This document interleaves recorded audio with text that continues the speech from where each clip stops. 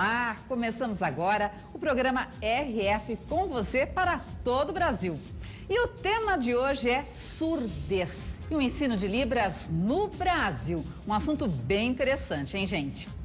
E você já pode mandar aí seus comentários com hashtag RF com você em todas as redes sociais. Você também já pode fazer uma foto, isso mesmo, enquanto nos assiste. Isso mesmo, vai lá, gente, olha, em frente à TV. Abre aquele sorriso lindo, faz um clique e sua foto pode aparecer aqui. Lembrando que estamos ao vivo e seguimos assim até 1h da tarde. E eu já quero convidar você para curtir a página do Facebook da Rede Família. Entra lá, olha, facebook.com/Rede Família Oficial. Coloca também o WhatsApp, quero receber as suas opiniões. Aliás, se você tiver alguma dúvida sobre o assunto do dia, pode nos mandar. E você está curioso para saber o que vai ver hoje aqui no programa? Então, olha só.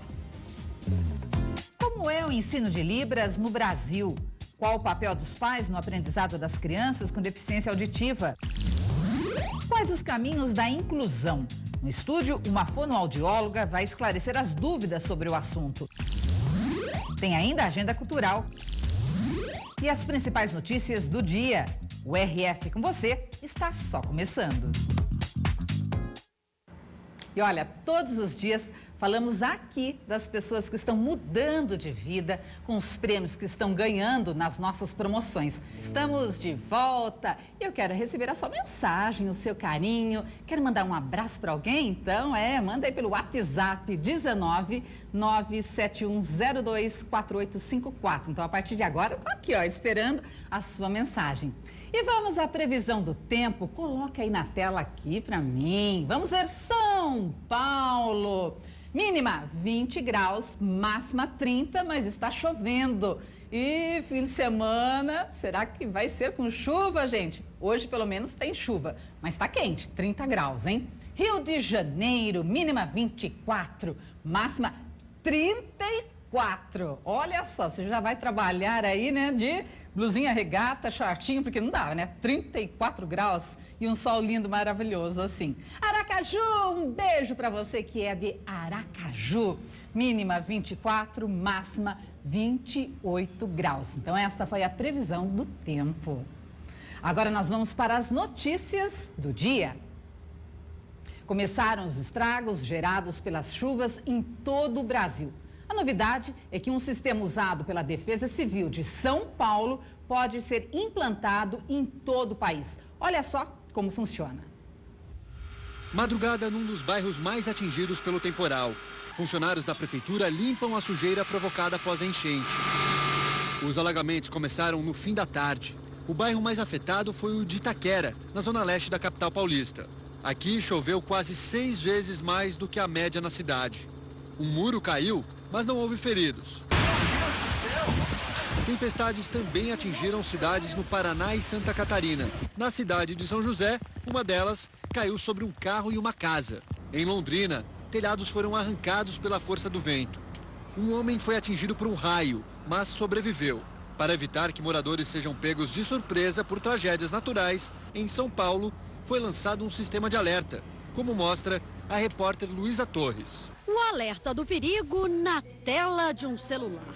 Não esperaremos mais, então, que o desastre ocorra para depois a gente ter o prejuízo e tomar uma medida. A ideia é se antecipar. Se antecipar e avisar os moradores sobre futuras tempestades, raios, rajadas de vento, possíveis riscos de enchentes e deslizamentos, por exemplo. Toda a população de São Paulo receberá um SMS como este. Quem quiser se cadastrar deve responder a mensagem com o número do CEP do local a ser monitorado. Quem ainda não recebeu e tem o interesse pode enviar a informação para o número 40199.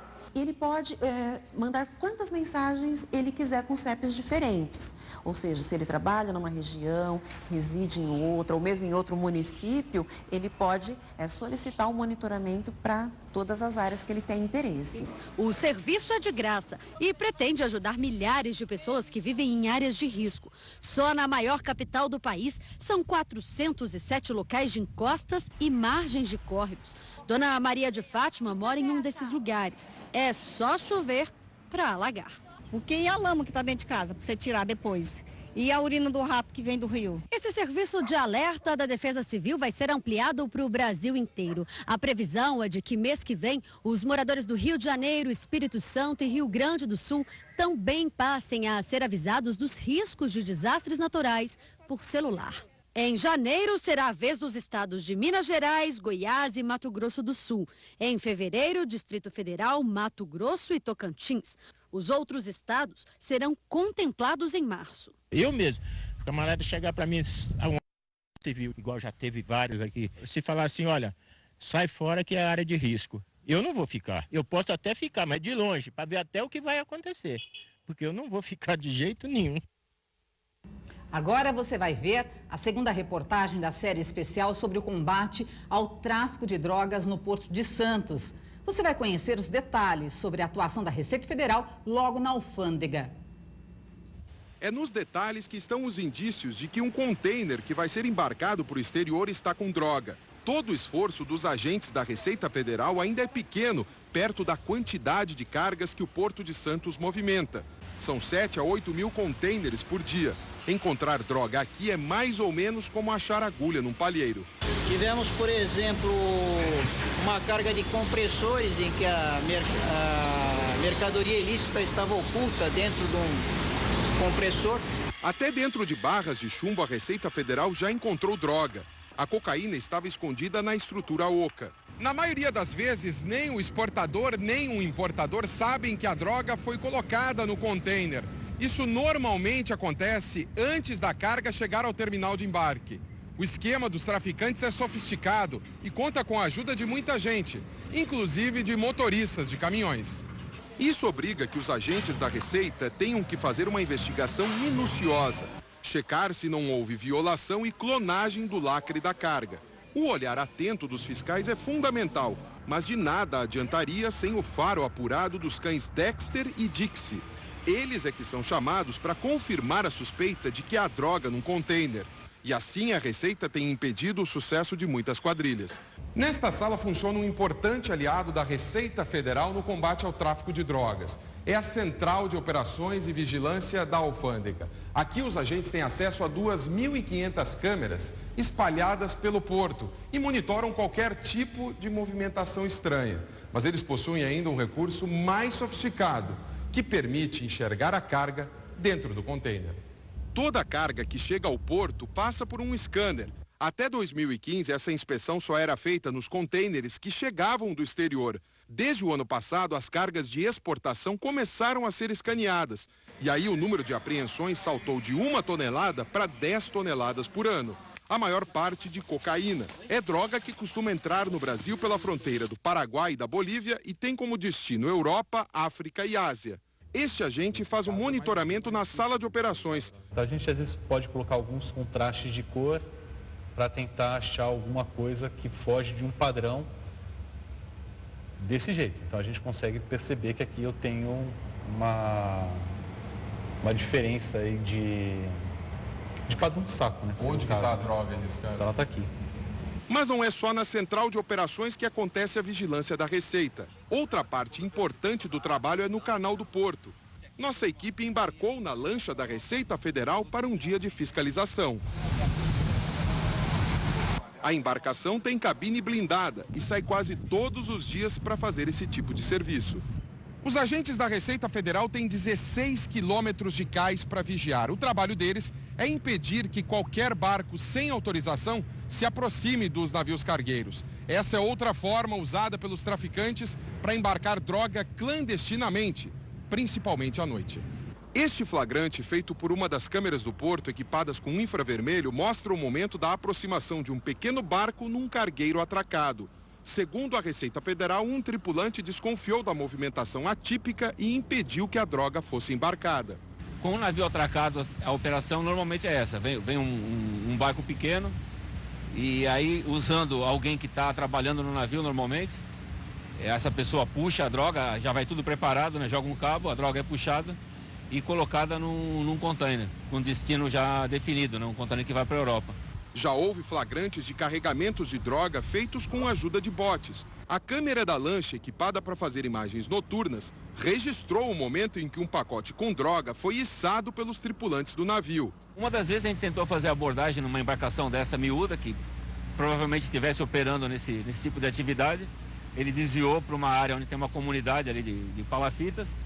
E no que ele conseguiu desembarcar na praia e se abrigar, passou a fazer disparos contra a embarcação, né? Da outra vez era uma mera passagem, o barco estava fazendo um deslocamento de retorno para a base e efetuaram disparos contra a embarcação, pegou bem perto do pessoal aqui em cima, mas também não houve feridos nesse dia.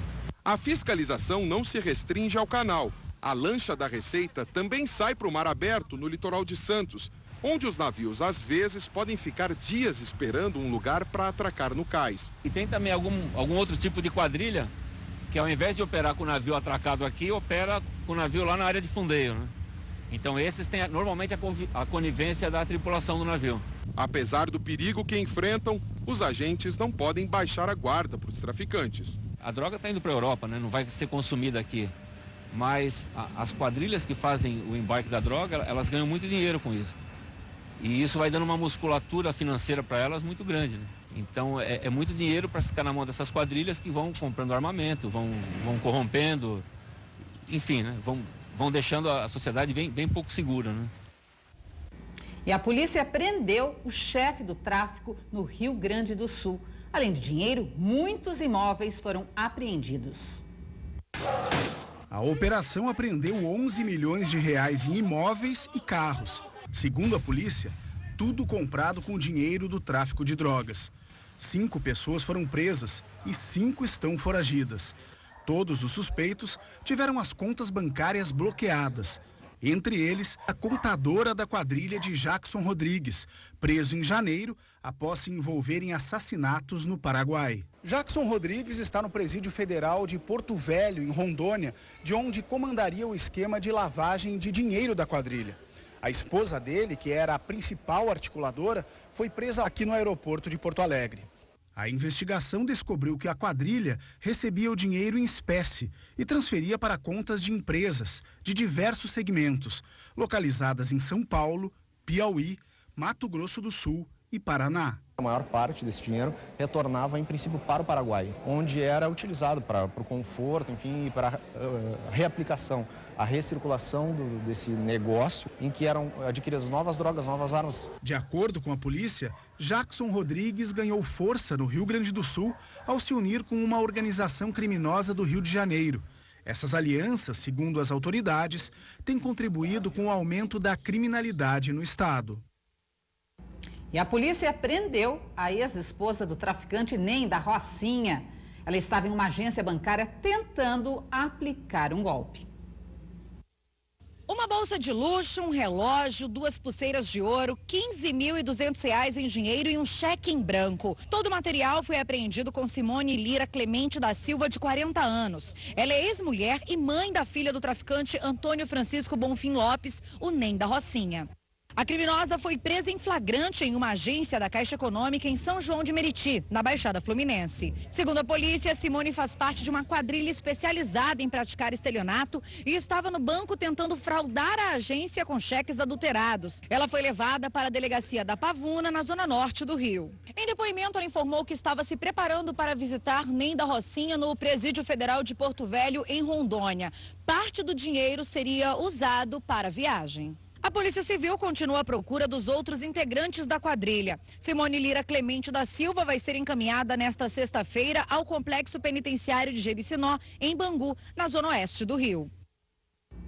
O Ministério Público Federal de Brasília pediu para a Justiça o bloqueio de 24 milhões de reais em bens e valores do ex-presidente Luiz Inácio Lula da Silva e do filho caçula dele, Luiz Cláudio.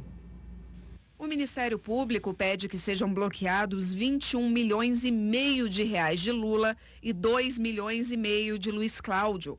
Os donos do escritório de advocacia MM também devem ter 22 milhões de reais bloqueados. O pedido do Ministério Público será analisado pela Justiça Federal em Brasília. O ex-presidente é acusado de ter favorecido empresas do setor automotivo e a sueca Saab, fabricante dos caças Gripen. De acordo com os procuradores, em troca de 6 milhões de reais, Lula teria editado em tempo recorde uma medida provisória que beneficiava as montadoras e influenciado, durante o governo Dilma, na compra de 36 caças suecos. Ainda segundo o Ministério Público, Lula teria recebido parte do dinheiro dos donos do escritório de advocacia MM, acusados de integrar uma organização criminosa para corromper agentes públicos. Eles também teriam repassado mais de 2,5 milhões de reais a Luiz Cláudio. A Justiça Federal deu 5 dias de prazo para as defesas se manifestarem no processo. Lula é réu em outras 4 ações penais na Lava Jato. Em um dos processos, foi condenado e aguarda julgamento de recurso. Ainda sobre política, você vai ver um balanço da liberação de verbas pelo presidente Michel Temer diante das denúncias contra ele. A oposição critica duramente essa prática. Foi graças aos votos do Centrão que o presidente se livrou de 2 denúncias de corrupção apresentadas pela Procuradoria-Geral da República. O toma lá da cá, já promovido pelo presidente Temer, ficou evidente com a fortuna liberada para a realização de obras em redutos eleitorais de aliados. De janeiro a maio deste ano, foram empenhados 102 milhões e 600 mil reais. Em junho, quando a primeira denúncia já tramitava no Congresso, o total chegou a 2 bilhões de reais. Em julho, 2 bilhões e 200 milhões de reais. Com o arquivamento da primeira denúncia, o valor empenhado caiu para 199 milhões e 200 mil reais. Em setembro, com a segunda denúncia contra o presidente em andamento, o montante à disposição dos deputados subiu para 1 bilhão de reais. Em outubro, mês da votação da nova denúncia, mais 1 bilhão e 200 milhões de reais em emendas liberadas. Na primeira quinzena de novembro, com Michel Temer já sem a corda no pescoço, o valor foi para 278 milhões e 800 mil reais. É extremamente grave o uso que Michel Temer fez das emendas parlamentares, liberando recursos em troca de votos no parlamento para escapar da denúncia por seus crimes perante o Supremo Tribunal Federal. O Ministério do Planejamento chegou a lançar o site Transferências Abertas para divulgar e detalhar os valores pagos aos parlamentares. Mas a página eletrônica ficou no ar por apenas 3 dias, sob alegação de erro na contabilidade. Nós precisamos que eles votem em função daquilo que é ou não é importante para o Brasil, e não apenas porque estão sendo trocadas emendas, cargos, ministérios, etc. Agora vamos mudar de assunto para mostrar que por trás do sucesso de muitas sertanejas está o trabalho de composição das músicas. Antes de atingir a fama, elas já eram as queridinhas das duplas consagradas. Interpretada por uma voz masculina. Eu vou continuar nessa vida bandida até você voltar. O que pouca gente sabe é que por trás dessas letras tão famosas está uma das principais cantoras da atualidade, Marília Mendonça. Na estação que não tem cor, a flor conhece o beija-flor. A cantora fez sucesso primeiro fora dos palcos. Tem 250 composições gravadas por cantores famosos, para depois se lançar como artista.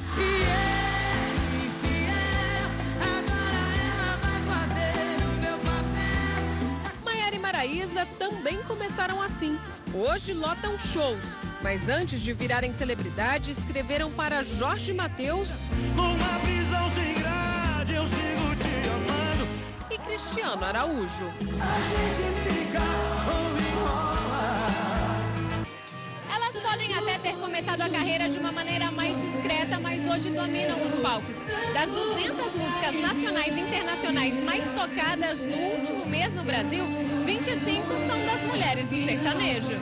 As pessoas geralmente não sabem de quem é a composição e hoje eu podendo ter a minha carreira como cantora e eu faço um bloco das composições, né, e falo que as músicas são minhas e tal, isso é muito bacana, né? As pessoas dizem, caraca, eu não sabia que aquela música era sua, então isso é muito bom. Paula Matos tem centenas de canções de sucesso gravadas por artistas. Se o amor bateu na nossa porta, que sorte é nossa. Eu não duvido não, que não foi por acaso. Se o amor bateu na nossa porta, que sorte é nossa. Ela, Marília Mendonça e Maiara e Maraísa são amigas e compõem juntas até hoje. Todas já passaram muitos momentos difíceis para chegar até aqui, então eu fico muito feliz, né, por todas elas. Esta, gravada por Matheus e Cauã, foi escrita por todas elas juntas.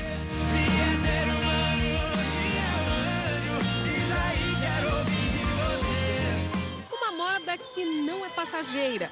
Elas sabem escrever e cantar o que os brasileiros gostam de ouvir. Sabe se você faz amor comigo como faz com ela. E essas foram as notícias de hoje. Agora eu tenho um recadinho muito importante para você. Você já segue a Rede Família em todas as redes sociais? Entra lá no Facebook, o endereço vai aparecer aqui na sua tela, é facebook.com/Rede Família Oficial. No Instagram @canal Rede Família. Nos segue lá também. E hoje eu quero receber muitos comentários na hashtag RF com você. Se você quiser me mandar aí um abraço, uma mensagem, é só escrever com hashtag RF com você.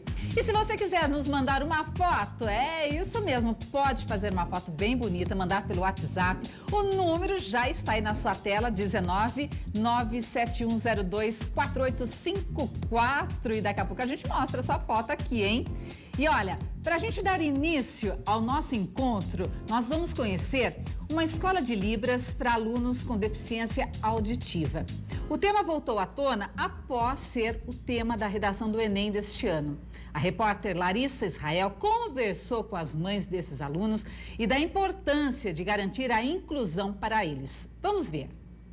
A Ana é mãe da Lorena, de 3 anos. Há pouco mais de 6 meses, a família descobriu a surdez da pequena. Que eu descobri que a Lorena é surda tem 6 meses. A gente faz o teste da orelhinha quando nasce, né? Aí deu uma alteração, a gente voltou para fazer o segundo e deu normal. Aí com 1 aninho eu percebi que ela não falava, né? Que ela mostrava, tentava falar alguma coisinha, mas não conseguia. Eu levei no médico, ele falou que era assim mesmo, tem criança que demora mais. Aí com o tempo a gente foi atrás de um especialista para ver. E daí em Campinas nós fizemos um exame, que é o BERA, que foi o que realmente deu, né, o grau da surdez dela, que era um grau moderado e o outro já era extremo. Foi aí que a gente descobriu para colocar o aparelho. Para facilitar a comunicação com a filha, a mãe resolveu fazer aulas de Libras. Se juntou a outras mães que vivem a mesma realidade no João Fischer. E o ensino tem sido de extrema importância para o bom relacionamento com a pequena Lorena. É para a gente conseguir se comunicar com a criança. Porque antes eu tentava fazer em casa do meu jeito, mas é muito importante ela aprender o sinal, para ela saber o que ela quer falar para mim. A Cindy também faz parte dessa turma. Ela é mãe do João Pedro, que tem 10 anos, que já nasceu surdo. Hoje, após uma cirurgia, ele ouve 70% do mundo com a ajuda de um aparelho. Mas mesmo assim, a mãe se dedica a aprender a língua de sinais. Apesar do João ser implantado, ainda tem algumas dificuldades de comunicação. Então a Libras ajuda bastante quando o aparelho quebra ou até mesmo para ele associar o som que a gente faz com a imagem que ele está vendo. É mais fácil para ele aprender. Atualmente, o João Fischer atende 53 pessoas, entre crianças e adultos. Um trabalho que tem como objetivo garantir, principalmente, a socialização dos surdos no mundo em que vivem. Aqui a gente trabalha a estimulação e a inserção social. Então a gente trabalha com eles essa inclusão na sociedade e trabalha com as famílias também a aceitação da Libras, a aceitação da deficiência, para que eles não fiquem em situação de isolamento. Então a gente tenta fazer essa inclusão na família, na sociedade, para eles terem uma vida comum, igual todos têm direito. A língua brasileira de sinais, ao contrário do que muitos pensam, é uma língua e possui uma estrutura gramatical própria. Ultrapassa as ideias daqueles que acreditam ser apenas gestos ou mímicas, como uma maneira de comunicação entre os deficientes auditivos. O Alex sabe bem disso. Ele é professor de Libras. A mãe dele teve rubéola durante a gravidez e ele nasceu surdo. Hoje ensina Libras a crianças e adultos. Com a ajuda de uma intérprete, ele nos explica que a Libras não é uma língua universal e que, assim como nos nossos diferentes idiomas, cada região tem o seu sotaque e a sua particularidade. A Libras, ela não é universal. Vou explicar para vocês. A Libras, ela é uma língua regional, ela tem umas diferenças regionais também e também muda de país para país. Cada país tem a sua língua de sinais. É igual também a língua oral, né? Aqui é no português que nós usamos, tem o inglês, cada país tem a sua língua oral também. Então, tem diferença nesses sinais. E também aqui no Brasil, dentro das regiões, também tem uma diferença. Os sinais são formados a partir da combinação da forma e do movimento das mãos e do ponto no corpo ou no espaço onde esses sinais são feitos. Um trabalho que envolve carinho, paciência e muita dedicação. Para as crianças, o lúdico também é bastante trabalhado. É importante que elas assimilem a imagem ao sinal. A gente vai ensinando, por exemplo, o básico, ensinando, o alfabeto mostra a imagem, daí faz o sinal, vai mostrando e a criança vai aprimorando, ela vai aprendendo. A gente vê a borboleta, a gente faz o sinal de borboleta, ela vai visualizando, ela vai desenvolvendo e vai ampliando o vocabulário, ela vai percebendo a imagem, combinando com o sinal. Não pode só ficar falando, porque o surdo vai olhar, não vai entender nada. Não fica claro para o surdo, né? A palavra só no português. Então tem sempre que mostrar a imagem e o sinal. Mas os deficientes auditivos ainda sofrem muito. Poucos conseguem entender ou falar através da língua de sinais, o que dificulta a comunicação entre eles. O surdo ainda tem muita dificuldade ainda de comunicação. Aqui é difícil, às vezes, se comunicar. Muitas pessoas usam gestos, sinais, mímica para tentar se comunicar. Também o surdo, aqui nós também encontramos muitas dificuldades, muitas barreiras de acessibilidade, que às vezes não tem intérprete, a gente precisa ir no médico, né? E é só a linguagem oral. E falta profissional intérprete para estar acompanhando, para a gente poder ter uma comunicação. Dificuldade que também preocupa as famílias. Por isso, elas ressaltam a importância do conhecimento em Libras de um modo geral. Seria muito importante porque, além da socialização em si, né, seria mais fácil para ele poder se comunicar com outras pessoas na rua, perguntar onde que seria um banheiro, um médico. Seria bem mais fácil para ele. Porque essas crianças elas estão excluídas, até na escola mesmo, porque o próprio professor não sabe como se comunicar, porque eles não têm essa bagagem para falar com a criança. Então já precisa de um professor e é difícil a gente conseguir esse professor para eles. E ainda assim as outras crianças não conseguem se comunicar com ela. Então é muito importante. Um mercado que ainda precisa ser explorado e que para muitos pode ser uma possibilidade de carreira. É um mercado que está em crescimento, até porque os surdos também estão entrando no mercado de trabalho. Hoje, graças a Deus, a deficiência não fica mais escondida dentro de casa e problema da família, a gente está conseguindo essa inclusão, então eles estão indo para o mercado de trabalho, estão indo para as escolas, para cursos, para tirar cartas de carro e coisas assim. Então, todos esses lugares são lugares que vão precisar de intérpretes. Então, quanto mais gente se aperfeiçoando nisso, é um bom mercado.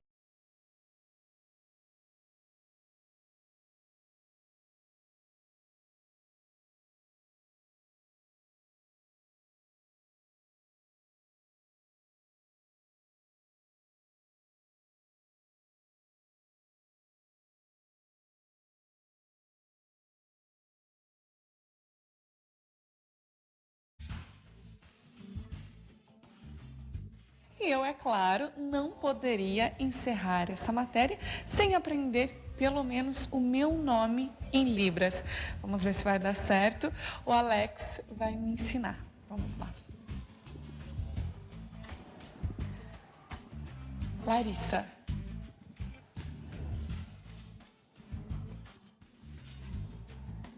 Esse é o L.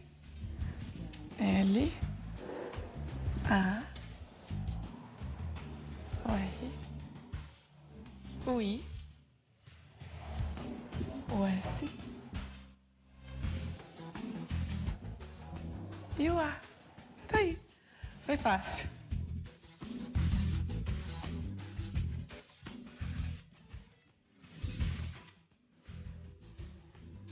E olha que legal.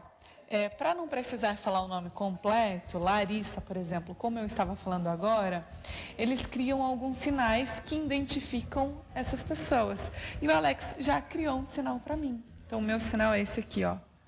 Então, quando eu for conversar com um surdo, para eu não precisar ficar falando o meu nome sempre, eu faço o meu sinal.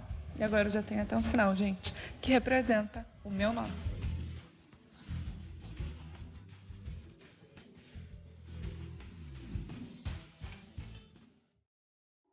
Um abraço para o Alexandro, eu fiz várias matérias com ele, é uma pessoa sensacional e assim um exemplo de superação. Então um beijo para você e todos os profissionais do João Fischer.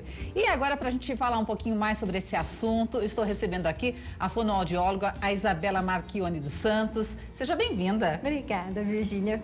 Nós estávamos conversando aqui na hora, né, da matéria e é muito interessante, então deixa eu até mandar um abraço aqui para o Wesley da Bahia, nosso amigo da Bahia, ligadinho no nosso programa, falou que ele ama o nosso programa, tá elogiando aqui meu sorriso, né? A gente falou muito sobre gratidão ontem, né? E continua, né? A vida toda. Então, obrigada, gratidão.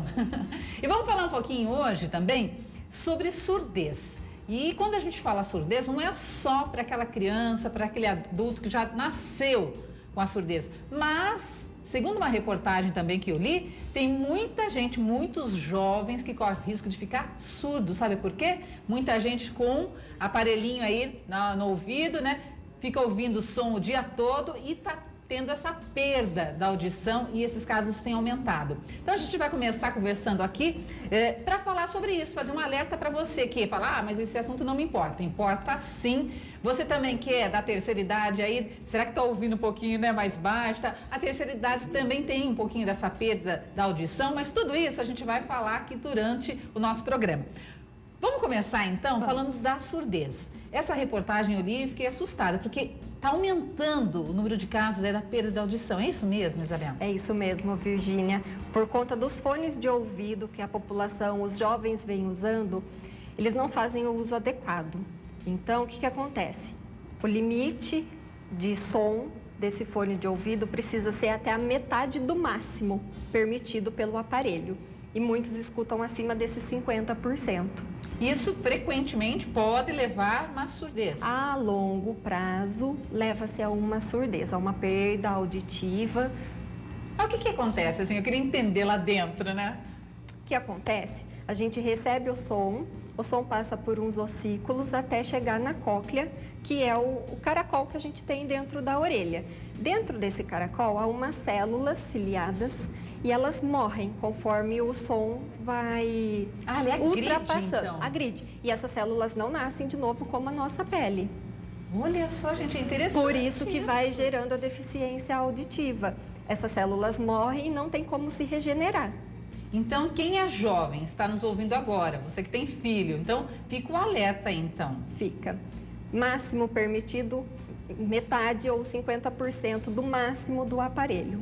E quando a criança é menorzinha, então, que a gente vê, às vezes, vai em churrasco, vai em festa e fica aquele som, é um perigo também? Com certeza, principalmente se ficar perto da caixa de som. Uma caixa de som a gente tem permitido até 120 decibéis. Ultrapassou disso, já está matando as células dos seus ouvidos. E quando a pessoa vai ficando mais velha, mais experiente, né? Por que vai ouvindo menos, hein?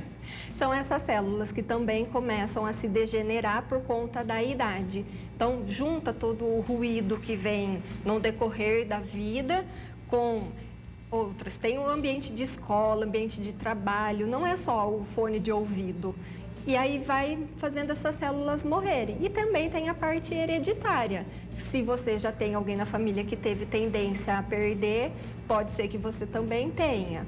Assim como a surdez também é hereditária. Por isso que é interessante os acompanhamentos do recém-nascido. E daí, quando que eu percebo que eu não estou ouvindo direito? Eu já fiquei preocupada. O ideal é procurar um otorrino, fazer o exame de audiometria. Isso nas pessoas que conseguem ter uma resposta. Nos recém-nascidos é feito o teste da orelhinha, que é o teste de emissões otoacústicas, que já é lei, é feito dentro do hospital, tá? O nenê nasce, no máximo em 2 dias é feito o exame e aí ele tem alta. O resultado sai como passa ou falha. Se passar, tá ok.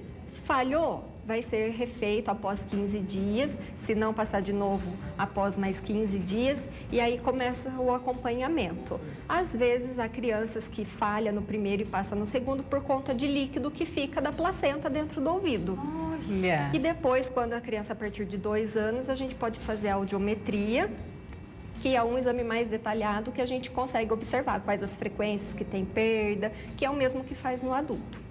Olha, tem aqui o Alessandro Diniz mandando um abraço para você. Sou motorista do projeto há mais de 8 anos. É o tio Lê. É o tio Lê? É o tio Lê. E ele está dizendo, parabéns a todos da Rede Família, obrigada, parabéns pela reportagem. Manda um abraço para a Isabela, uma ótima profissional que tem o prazer aí de trabalhar juntos. É um doce de pessoa. Que bom, que carinho gostoso. As crianças têm uma adoração por ele também. Ah, é? É. É muito bom esse carinho, né, gente? Com certeza. E vamos falar um pouquinho, você que está grávida, né? De repente, existe algum exame para eu saber que meu bebezinho vai nascer surdo? Posso usar esse termo surdo? Sim, com certeza. Deve-se usar o termo surdo, tá? Durante a gestação, não. Não há um exame que possa ser realizado. Porém, como eu já disse, é o teste da orelhinha então, após o nascimento. Faz o teste da orelhinha. Exatamente. Ah, por algum motivo não teve o profissional que não conseguiu fazer o exame do bebê ali, vai ser agendado. Mãe, vá no retorno, faça o teste, que é o primeiro passo para a gente saber se seu filho nasceu com alguma deficiência ou não. E vamos supor que quem está nos ouvindo, né, o filho não fez o exame da orelhinha. Como que eu percebo se o meu bebezinho ou minha criança está crescendo, ele não ouve direito? As crianças, elas têm um desenvolvimento que tem como a gente conseguir observar. O bebê de 1 mês, ele é capaz de escutar uma porta bater e dar um start. Ele vai dar um pulinho. Ou então, uma criança de 2 meses, ela já é capaz de localizar o som, direita, esquerda. Depois, com o decorrer da idade, dos meses, ela vai conseguir olhar para cima, olhar para baixo, olhar para trás. Então, são coisas que dá para a gente ir observando. Não é difícil de perceber. Ah, o meu bebê bateu uma porta, explodiu alguma coisa, meu bebê nem se mexeu. É um passo para a gente ficar em alerta. Porém, se o bebê tiver em sono muito profundo, é normal ele não ter reação nenhuma. Mas são coisas que a gente consegue ir observando no decorrer do desenvolvimento da criança. Ah, eu tô na dúvida. Fiz o teste da orelhinha, meu filho passou, igual aconteceu na reportagem com a Lorena. Depois eu comecei a perceber que ele não estava se desenvolvendo, que não estava fazendo papapá, mamamá na fase de por volta de 6 meses, que a criança começa a ter uns balbucios, que são essas falas esporádicas. Então, são coisinhas que a gente já vai conseguindo observar. Agora, Isabela, você falou surdo, né? Uma dúvida, todo surdo, porque a gente usa expressões, ele é deficiente auditivo, ele é surdo. Qual que é a diferença de eu falar que a pessoa é deficiente auditiva e surdo? Ou melhor, todo deficiente auditivo é surdo? Vamos esclarecer isso, porque existe essa confusão aí nos termos, né? Sim. Todo deficiente auditivo pode ser surdo, todo surdo é deficiente auditivo, porém há uma diferença muito simples. Surdo é aquele que está inserido numa comunidade surda, que faz o uso da Libras. Ah, então o surdo, ele convive ele já tem uma sociedade, uma comunidade. Isso, eles têm a comunidade deles, por isso que vem o uso da Libras e é o meio deles se comunicarem. O deficiente auditivo, ele vai usar o aparelho auditivo, porém ele não vai fazer o uso da Libras. Então, esse a gente pode falar que é deficiente auditivo. Agora, o surdo, ele pode usar o aparelho, como ele vai fazer o uso da Libras e ele vive a cultura surda. Agora, todo surdo é mudo? Não, e é Não. errado a gente falar isso, Virgínia. Então, vamos aprender certinho. Vamos aprender. Porque daí a gente fala, mas ele não ouve, como que ele aprende para Não, falar? mudo é quem tem alteração de prega vocal ou alteração numa anatomia da região das pregas vocais. Esse é mudo.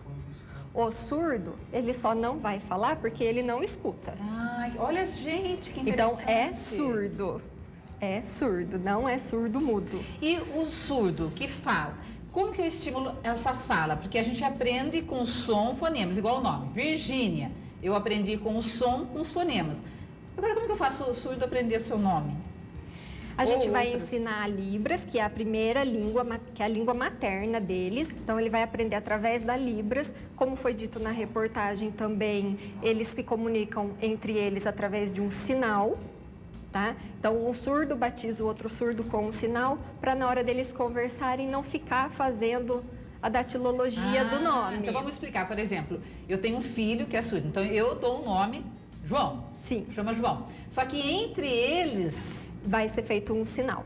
E eles, um batiza o outro. Exatamente. Que interessante. E aí, toda vez que você for conversar ou com alguém ou com algum surdo, você vai falar o seu nome para ele saber, porque eles conseguem aprender, e vai usar o sinal para facilitar na comunicação da Libras. Agora você falou em Libras, né? E vamos explicar para quem está nos assistindo o que seria a Libras. A Libras é a linguagem do surdo. Ela foi oficialmente reconhecida em 2002, porém entrou em vigor só em 2005, como segunda língua oficial do nosso país. E daí, no caso, Libras é só no Brasil? Existe Libras em outros lugares. Ah, sim, só que daí, vamos supor, se eu aprendo no Brasil, a Libras eu aqui... vou usar para vou usar o aqui no Brasil. Ela não é uma língua universal. Ela é uma língua regional, porém, a maioria dos sinais podem ser usados em outros lugares. Alguns sinais são semelhantes, alguns são diferentes, depende muito da região. Para a gente ter uma noção comparativo, é como se fosse o regionalismo da nossa língua, o sotaque. Então, cada lugar vai ter um meio de se comunicar. Às vezes, um sinal ou outro, que vai ser uma gíria daquela região. Ou até, tipo, a palavra mandioca, né? Mandioca, aipim, macaxeira, então muda de região. Muda de região. Ah, Libras também. A Libras também, eles têm entre eles essas diferenças. Não é uma língua universal, por isso que a gente não consegue expandir, mas, de acordo com a lei, assim como foi citado num trechinho do Enem... Ah, então eu já emendo essa pergunta. Mas vamos fazer o seguinte, você vai explicar no próximo bloco, pode ser? Pode. E esse ano, exatamente, vamos voltar a resgatar aquele assunto, né, do Enem, que pegou todo mundo de surpresa, mas é um assunto que deve ser discutido mesmo, né? Com certeza, Virgínia. Pegou muita gente de surpresa. Estava pesquisando, vi alguns temas que poderiam ser usados de tema nessa redação. Um dos temas era a inclusão, porém não imaginávamos que ia ser sobre o surdo, a surdez, a inclusão do surdo, o que podemos melhorar para inseri-los nessa sociedade, nessa educação, os desafios que eles têm, na verdade. Não, e a gente estava contando aqui, conversando um pouquinho sobre os desafios. Como que faz um surdo para se comunicar com seus pais? Como que faz? Se o pai não souber a Libras, ele não tem comunicação na casa dele. Ele é excluído justamente na casa dele. No comércio, mais ainda, se você não tiver um funcionário que saiba um mínimo da Libras para poder atender a essa pessoa com surdez, ele não sai fazer uma compra sozinho. Ele sempre tem que estar indo com alguém junto, levando um acompanhante que entenda ele, para ele poder comprar o que ele deseja. Agora, quando a gente fala, né, vamos ao cinema, daí o surdo vai, como que ele faz para entender, já que ele não está ouvindo? Filme legendado. Infelizmente, essa é a única opção do surdo no momento, pois deveria-se ter no rodapé o intérprete de Libras para o surdo conseguir acompanhar esse filme. E daí, se ele não consegue ler? Ele não vai ao cinema.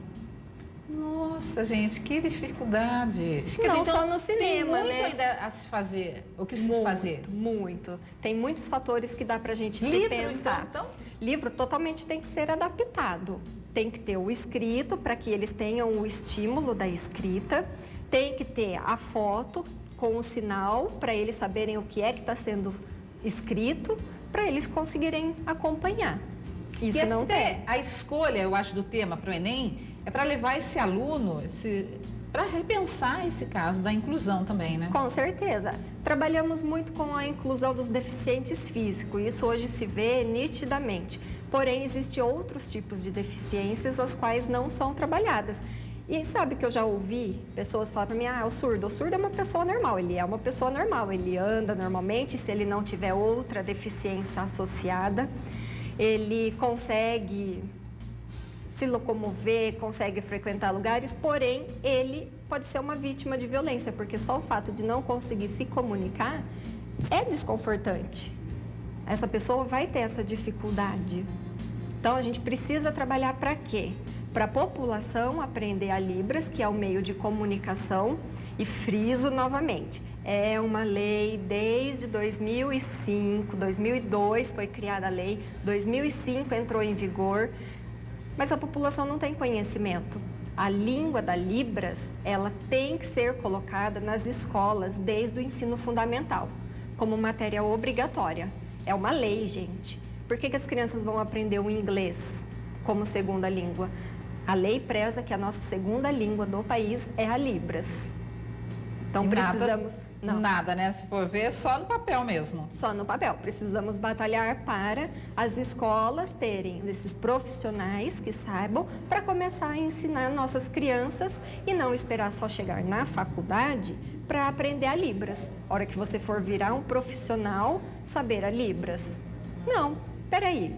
E o surdo não tem direito a aprender desde a infância? Então, essa é uma pergunta que fica e é caso para se pensar. E olha só, gente, outra curiosidade, que daí você que está em casa também pode mandar suas perguntas, viu? Aparelho auditivo. Todo surdo que usa um aparelho auditivo, ele ouve? Ele ouve. O aparelho auditivo, ele é um amplificador sonoro. Então, existem vários tipos de perda auditiva. A perda leve, a moderada, a severa e a profunda. A perda leve e a moderada, com o uso do aparelho, é uma pessoa normal. Só tem que ter os cuidados de sempre estar num ambiente mais silencioso, porque como ele é um amplificador, ele vai pegar mais barulhos externos às vezes. Mas é quesito de regulagem também. Vai muito da pessoa chegar no profissional e falar, olha, eu estou escutando muito barulho do ar-condicionado, eu estou escutando muito barulho da rua e não estou conseguindo ouvir a fala. Regula. Nossa. É uma fase de adaptação e aí a pessoa consegue usar o aparelho. Muitos desistem nessa fase de adaptação. Eu não vou conseguir usar, é muito barulhento. Mas por quê? Porque não chega no profissional, num outro fonoaudiólogo, que vai fazer essa regulagem do aparelho adequadamente. E depois tem as deficiências auditivas severa e profunda, que já são mais difíceis a uma adaptação de aparelho auditivo. Porém, não impossível, tá? Agora eu fico imaginando, eu quero que... Não sei se você já passou por isso. Como que é ver uma criança ouvindo pela primeira vez? Você já passou por essa situação? Já passei, Virgínia. Gente, como que deve ser a família? A família se emociona, chora, a criança fica procurando o que é que está de diferente. Porque ela assusta? Fica assustada? Às vezes assusta. A criança que nasce surda, ela não sabe o que é um barulho, gente. Então... a hora que você põe um aparelho que vai amplificar um som, é bum! Olha! E aí a criança às vezes começa a procurar, ela começa a querer atirar, porque ela sente, e aí ou ela tira ou ela já vai e tenta se adaptar. É uma batalha. No começo as crianças não ficam com o aparelho auditivo na orelha, mas vai muito da persistência dos pais. Agora eu fico imaginando, Limeira tem uma escola especializada, que é o João Fischer, e cidades que não têm um ambiente como esse para receber, acolher essas crianças, adolescentes, porque eles ficam até adultos lá, né? Como que faz? Na verdade, Essas cidades da região, algumas crianças são atendidas com a gente, ali no João Fischer. Agora, dependendo da cidade, às vezes tem um lugar específico, às vezes não. Aí vai de cada município ver a sua necessidade. Porque surdo tem, gente, tem bastante. Basta vocês mostrarem-se, falar, olha, eu sou surdo, eu preciso de uma ajuda, preciso me inserir nessa comunidade surda para a gente conseguir crescer e batalhar para os direitos que todos precisam.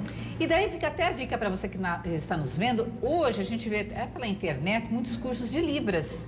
Sim. Isso então é interessante, porque é um mercado a ser explorado também. Com certeza. Precisamos muito de formação de intérpretes de Libras, de professores na Libras.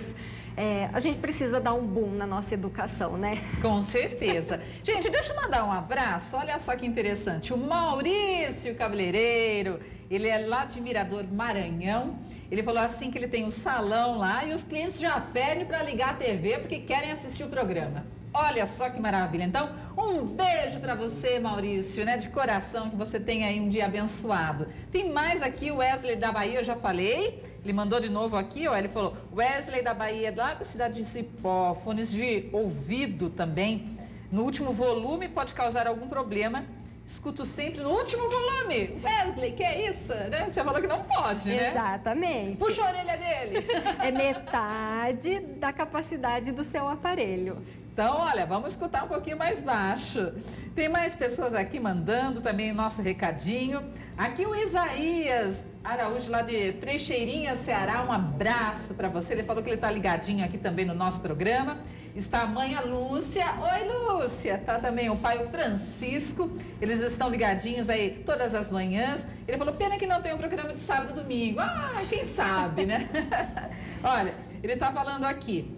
Minha pergunta é a seguinte, vocês acham que após esse tema ter sido voltado para o Enem, a inclusão de pessoas com algumas necessidades especiais vão ter mais voz na sociedade? O que a gente estava falando, muda alguma coisa? Esperamos que sim. Esperamos que consigam enxergar com outros olhos e realmente a necessidade de cada deficiência, para que consigamos todos batalhar para o que cada deficiência precisa. Agora vamos falar um pouquinho da sua experiência. Você é fonoaudióloga há quanto tempo? Há 8 anos.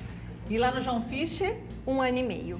E o que a lição que você leva, de repente, você trabalha com crianças, adultos, adolescentes? Lá no João Fischer, crianças, adolescentes, tem os jovens, tem os adultos. Lá nós temos de todas as idades, Virgínia. E como a gente está falando de inclusão, você acha que melhorou alguma coisa? Os alunos que passaram, né, por você, que estão, né, em acompanhamento, eu quero passar essa experiência deles para o telespectador. Como que é? Podemos dizer que temos os nossos jovens, que hoje têm a nossa idade, conseguiram emprego, já passaram por essa fase, batalham. Eles falam que há uma falta na aprendizagem da língua portuguesa para eles. Porém, a gente já vem trabalhando, modificando a metodologia dos atendimentos para que as nossas crianças hoje consigam aprender essa língua do português como segunda língua para eles, para que eles tenham a possibilidade de se comunicar em qualquer lugar. A gente dá todos os meios e eles vão escolher o que for melhor para eles. Então, a gente começa com a Libras, porque é através da Libras que eles vão começar a reconhecer o que é uma bola, o que é uma geladeira, o que é uma mesa. Aí, junto de apoio, a gente coloca a escrita das letras do português para a criança ir memorizando. Então, vem sendo desenvolvido um trabalho em cima disso. Para quê? Cheguei numa loja, não tem um profissional que saiba Libras, pelo menos ele vai saber escrever para poder se comunicar e pedir o que quer. Apesar de que o sonho de todo surdo é todo mundo saber a Libras. E a gente vai batalhar para isso. Com certeza. Nossa população um dia vai chegar nesse nível, se Deus quiser. Eu já me inscrevi, viu? Lá num curso da internet, vou fazer a Libras. Ensina alguma coisa aí. Tem uma... Libras, Libras esse é o sinal da Libras. Ah, esse é o sinal da Libras? Isso, esse já é o sinal de Libras. Assim é Sol. Peraí, devagar. É tipo um L assim? L? Você vai fazer Sol. Uma como pinça. Se fosse jogar a luz. Sol. Isso, Sol. E depois tem alguns sinais que são básicos. Amor pode ser assim. O coraçãozinho. Isso. Ou então assim, que é gostar. Também pode ser amar. Que lindo. Vai muito da intensidade. E você sabe que a Libras, ela usa muito da expressão facial? É o corporal e o facial. Exatamente. É tudo. Por isso que é uma língua muito comunicativa. E precisa ser trabalhada muito bem. Como que é o seu nome? O meu é Isabela. Então, se eu for fazer na escrita, é I-S-A-B-E-L-A.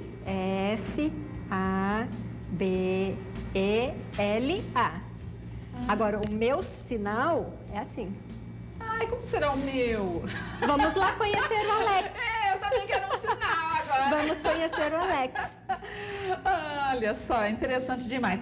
Quem quiser mais informações, até conhecer a instituição, né?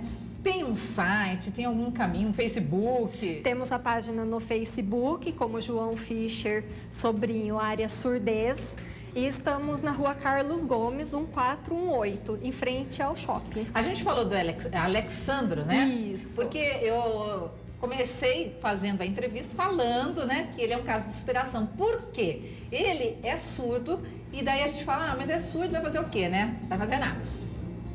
Gente, ele é um caso assim, ele fez faculdade, se formou, né? Exatamente. Conta um pouquinho da história dele. Como você já disse, ele fez letras libras, hoje ele é professor, ele dá cursos, ele atua na Escola Flora, que é parceria com o João Fischer, e a gente batalha e vai fazendo toda essa dinâmica para desenvolver a aprendizagem escolar da criança surda, do adolescente. Então, quer dizer, ele não tem limitações, né? Não. A gente fala, muitas vezes nós não temos, né, nenhuma deficiência, a gente tem uma preguiça danada, né? Exatamente. E ele, no entanto, tipo, vai buscar informação e está correndo e está multiplicando, né? E, inclusive, ele não trabalha. para. Ele não para. E ele estava tentando de novo fazer Enem. Olha. Então, ele quer fazer outras faculdades. Então, vamos conseguir. Olha, tem aqui também um parabéns aqui. Parabéns, boa tarde pelo programa. Geraldo Muniz de Aracaju. Todo mundo ligadinho aí no nosso programa, mandando abraços. E você ainda dá tempo, hein? Daqui a pouquinho, às 13 horas, termina o programa. Então, você tem 15 minutinhos para mandar a sua mensagem, o seu abraço, o seu carinho, já que nós estamos indo para o fim de semana. Então, aproveita, viu, gente? Aproveita. Bom, vamos continuar a nossa entrevista aqui, porque eu quero, né, aprender mais, porque a cada entrevista a gente aprende. Você, quando você entrou para fazer a fonoaudiologia, como que você parou, né, para trabalhar aí com deficiente, né, com surdo? E você fala isso, a gente percebe que você ama o que você faz. Amo mesmo, Virgínia. Desde sempre, quando eu entrei na faculdade, que não foi aqui na região, eu fiz faculdade em Marília, sempre tive adoração pela área da surdez. Comecei a fazer os estágios, a estudar o surdo. E a hora que chegou no estágio, pronto. Além dos surdos, foi tudo. Que legal. Eu acho que é isso que a gente encerra essa entrevista falando para você que está nos vendo, faça tudo com amor, né? Então, você que, né, na sua profissão, eu acho que o amor é fundamental. E a gente percebe entrevistando, né, como que você tem um amor pelo que você faz. E a gente recebeu até recadinhos aqui parabenizando você. Exatamente. Então eu reforço, parabéns pelo seu trabalho. Muito obrigada pelo convite, obrigada por tudo, por essa disponibilidade. E vamos caminhando, vamos batalhando, vamos conquistar muitas coisas ainda para os nossos deficientes, para os surdos, para qualquer tipo de deficiência. É isso aí. Obrigada pela participação. Obrigada a você, viu? Virgínia. E você gostou da nossa entrevista? Que maravilha, né? A gente aprende a cada dia. E agora a gente vai fazer uma pausa. O RF com você volta daqui a pouco. Agora, 12h47, eu volto já. Estamos de volta e chegou a hora da nossa agenda cultural. Larissa Israel vem aí com as dicas para você aproveitar o final de semana.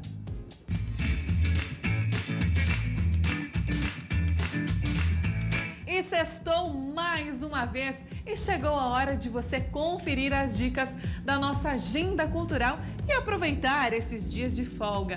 E olha só que a folga será grande, hein? Afinal, o final de semana será prolongado, tem feriado. Então, bora aproveitar.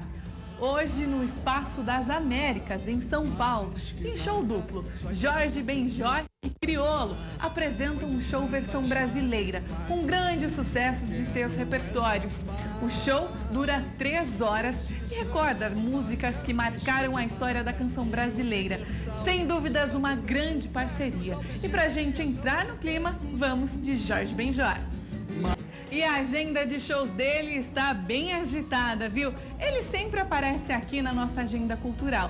E hoje não poderia ser diferente. Estou falando de Gustavo Lima. O sertanejo se apresenta mais uma vez no interior de São Paulo. Agora será a vez de Serquilho receber os grandes sucessos do sertanejo. O show será logo mais às 20 horas no Centro de Eventos Cidade das Rosas.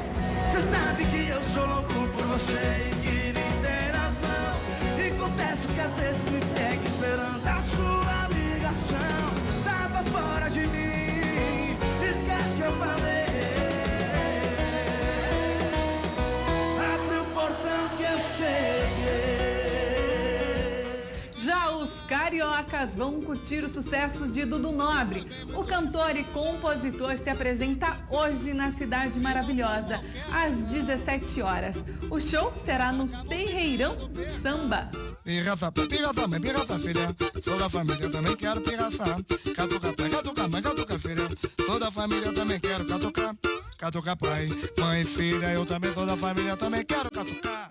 Já no sábado tem muito funk com Anitta. A cantora se apresenta na cidade de São José do Rio Preto, interior de São Paulo, às 16 horas. No repertório, grandes sucessos da carreira. Agora vamos curtir um pouquinho do mais novo sucesso lançado pela cantora.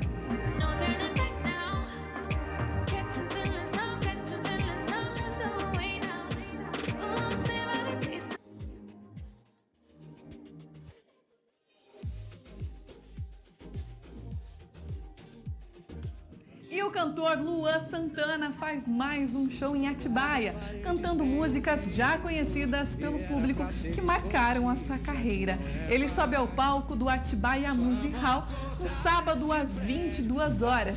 Se você é dessa região, não pode perder esta grande apresentação. Agora tem Luan Santana. Vamos acordar esse prédio, fazer inveja pro povo. Enquanto eles estão indo trabalhar, a gente faz amor gostoso de novo. O cantor, compositor e instrumentista Bruno Mars faz apresentações no Brasil. O artista tem 3 discos de estúdio lançados em sua carreira solo e alcançou um sucesso com vários hits. Ele desembarca na Cidade Maravilhosa no sábado, dia 18 de novembro.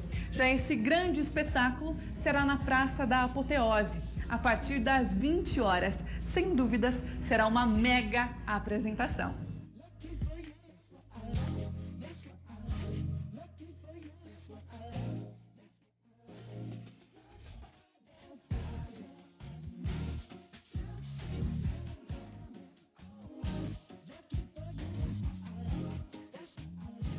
Domingo, véspera de feriado, é dia de curtir mais um pouco, é claro. Michel Teló já está na estrada com uma nova turnê baseada no DVD Bem Sertanejo. E dia 19 de novembro é a vez de Sapiranga, no Rio Grande do Sul, receber um novo show na Festa das Rosas. Você quer, tome, você quer, tome pegada. Você quer, tome, que gostoso. E essas foram as dicas da nossa agenda cultural de hoje para você aproveitar esse final de semana prolongado. Nos vemos na próxima sexta-feira. Então, até lá, grande beijo.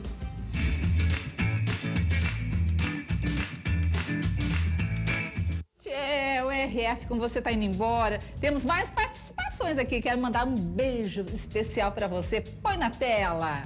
Um beijo para Isaías, lá de Frecheirinha, nosso amigo. Tem mais. A Adriane, lá de Aquidaba.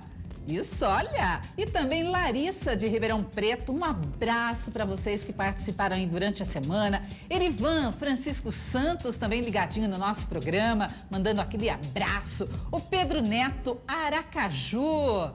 Olha, é tanto carinho, gente. Um abraço para você que esteve com a gente durante a semana. Já tô com saudade. Vou ficar sábado e domingo lá em casa pensando em você. Que Deus te abençoe. E assim nós encerramos o RF com você de hoje. Espero que você tenha gostado, aproveitado bastante. Tenha uma ótima tarde. E a gente volta segunda-feira, se Deus quiser. Até lá!